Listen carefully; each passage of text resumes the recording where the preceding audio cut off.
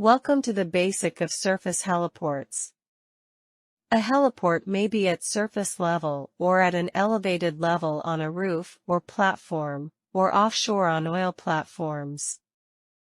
The minimum facilities of a heliport must be: TLOF is an area of contact and initial elevation. According to the FAA, it must be the same size as the rotor of the largest helicopter that can use the facility. The rotor measurement is called RD.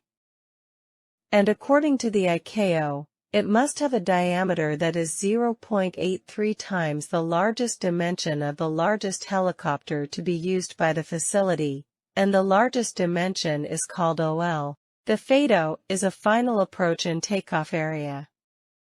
It must be less than 1.5 times the largest dimension of the helicopter. For the ICAO, it should not be less than the dimension of the largest helicopter. A perimeter or security area, and must not be less than 6 meters. A wind cone, which must always be in sight of the pilot, and can know the direction and speed of the wind. To establish the measurements of the slab for landing, we take the dimensions of the TLOF, 1, times road, with RD being the rotor dimension. So dimension A equals B equals 1 RD. The dimensions for the FADO, 1.5 times OL, with OL being the largest dimension of the helicopter. So dimension C equals D equals 1 OL. Help us make more content by leaving a like, subscribe, it's free. And also share it.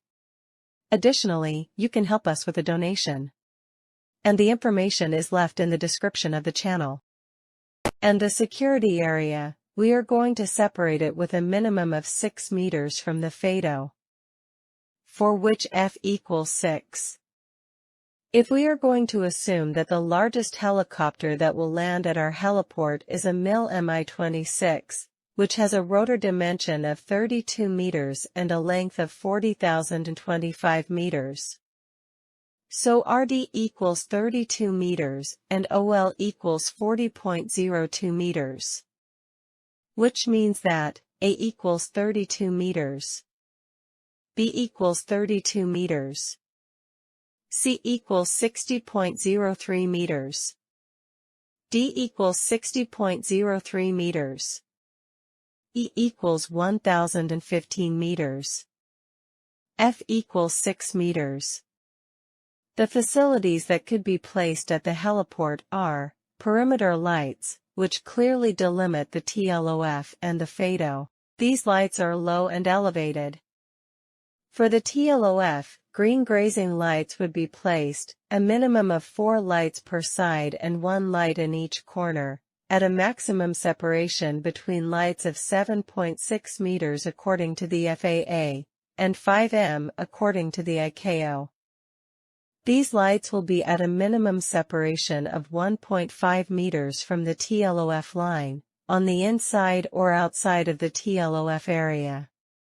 To define the FADO, green lights would be placed, preferably elevated, at a minimum of 4 per side, 1 light in each corner, and a maximum separation between the lights of 7.6 meters. These lights will be at a minimum separation of 1.5 meters from the FADO line, in the internal or external part of the FADO area. There is also the approach lighting system, for landing direction. The FAA recommends 5 amber lights in a line, spaced every 5 meters, ending before the TLOF at a distance between 6 meters and 18 meters. The ICAO has a table detailing the specific loads and the total loads imposed, according to the weight of the helicopter to be used and of greater magnitude for the use of the heliport. If we are guided by the use of the ICAO table, we can achieve the impact dynamics that will be 1.5 times the maximum takeoff load. And the maximum impact is going to be 1.66 times the dynamic impact. The sympathetic one will be 1.3 times the maximum impact load. An imposed load of 51 kilograms per square meter is placed on us. Let's take the support load, which would be 0.5 times the maximum takeoff load. A factor of 1.4 times is given to the maximum impact. A factor of 1.4 times is given to the sympathetic. A factor of 1.4 times is given to the imposed load. A factor of 1.4 times is given to the load on supports. The table gives us the imposed load distributed in area. These imposed charges, they come from the ICAO table. So, with the characteristics of the helicopter that will be used, such as the largest one, the MIL Mi-26 helicopter, Mi-26. It has an operating weight of 56 tons. The Mi-26 has a point load of 18,667 kilograms. If we maintain the formulas that we used in the previous table, we can formalize the results required for each of the variants, along with the values of the imposed loads. Previously, we had already formalized the dimensions of A, B, C, D, E, F. All of these are dimensions of the TLOF, the FADO, and the security area. Those measurements were found knowing the rotor length of the helicopter RD equals 32 meters, and the total length of the helicopter OL equals 40 meters. Now we are going to obtain the design load for helicopters on landing, which will be case A, and the design loads for helicopters at rest, which would be case B. In case A, we have the imposed loads of the helicopter. We will define the variables presented here at the end. And with a response factor are equal to 1.3 times. We obtain 181,000 kilograms as point loads on the tires.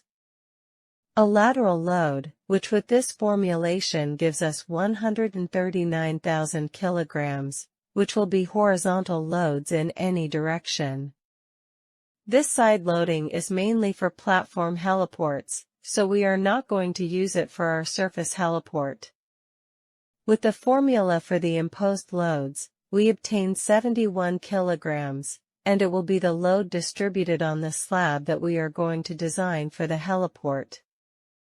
The dead load, which will be 1 times the weight of the slab, and the loads due to the wind, which will not apply in our case, because our heliport is not on a platform.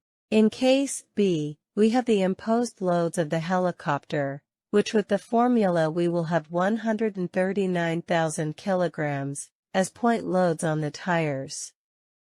And the total imposed load, which with its formula gives us 306 kilograms per square meter, which will be a distributed load on the slab. Voltage verification will be done as appropriate. As we said previously, we will define each of the variables presented. LH, maximum takeoff mass of the helicopter. G, dead load of the structure. W, load due to wind. R, structural response factor. SHA, load imposed in case A. SHB, load imposed in case B. Now, as to the factors. The factor 2.5 corresponds to the dynamic design load. The factor 1.6 corresponds to the live load. The factor 1.4 corresponds to the dead load and the load due to the wind.